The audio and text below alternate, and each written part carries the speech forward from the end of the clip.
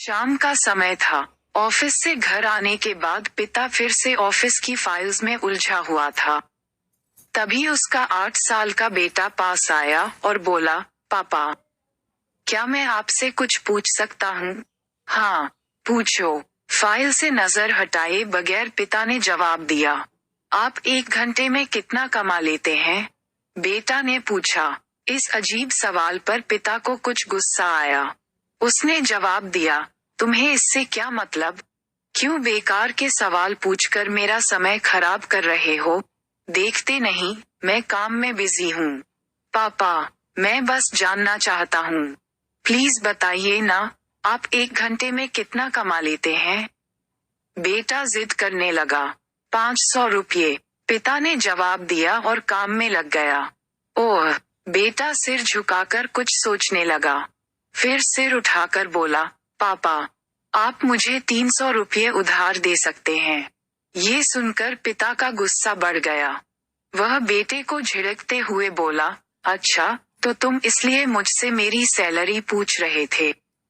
तुम्हें खिलौना या कोई फालतू सी चीज खरीदनी है?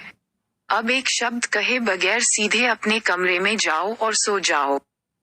मैं इतनी मेहनत से पैसे इसलिए नहीं कमाता कि तुम्हारी हर फालतू मांग पूरी कर सकूं। बेटे का चेहरा उतर गया। भारी कदमों से वह वहां से चला गया। पिता कुछ देर तक तो बेटे की बात पर नाराज रहा, फिर काम में लग गया। काम खत्म होने तक उसकी नाराजगी भी खत्म हो चुकी थी। अब उसे बेटे के प्रति अपने खुद के व्यवहार पर दुख होने लगा। वह सोचने लगा कि हो सकता है बेटे को सच में किसी जरूरी चीज के लिए 300 रुपये की जरूरत हो।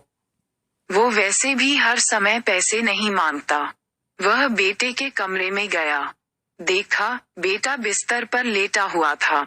उसने पूछा, सो गए क्या? बेटा तुरंत उठकर बैठ गया और बोला, नहीं पापा, मैं जगा हुआ हूँ। बेटा, मैं काम की वजह से परेशान था और मेरा काम का गुस्सा तुम पर निकल गया। मुझे तुम पर गुस्सा नहीं करना चाहिए था। ये लो 300 रुपये, जो उस समय तुम मुझसे मांग रहे थे।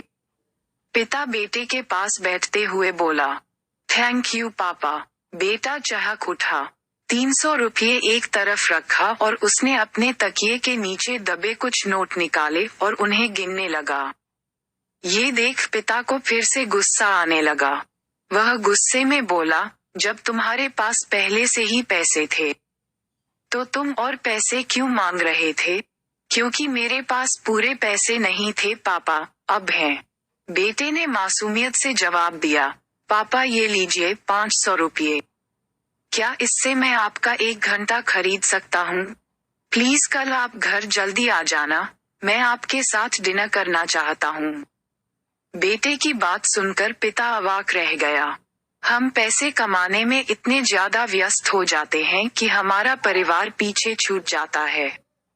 हमारे पास अपने परिवार और प्रियजनों के साथ बिताने के लिए समय ही नहीं होता। समय धीरे धीरे हमारे हाथ से फिसलता चला जा रहा है और बीता समय कभी वापस नहीं आएगा। ऑफिस में हमारा रिप्लेसमेंट बड़ी ही आसानी से ढूंढ लिया जाएगा, लेकिन परिवार का कोई रिप्लेसमेंट नहीं है। अपने परिवार को महत्व दें। परिवार जीवन का वो आधार स्तंभ है जो हमें प्रेम, अपनापन, भावनात्मक सहारा प्रदान करता है। जीवन के कठिन दौर में जब दुनिया हमसे रूठ जाए, तब परिवार ही है जो आगे बढ़कर हमें गले लगा लेता है और हर तरह से हमारा साथ देता है। इसलिए सफलता प्राप्ति की राह में ऐसा न हो कि परिवार कहीं पीछे छूट जाए। परिवार बंधन नहीं, बल्कि हमारा सहारा है। हमें ये याद रखना है और परिवार को साथ लेकर चलना चाहिए।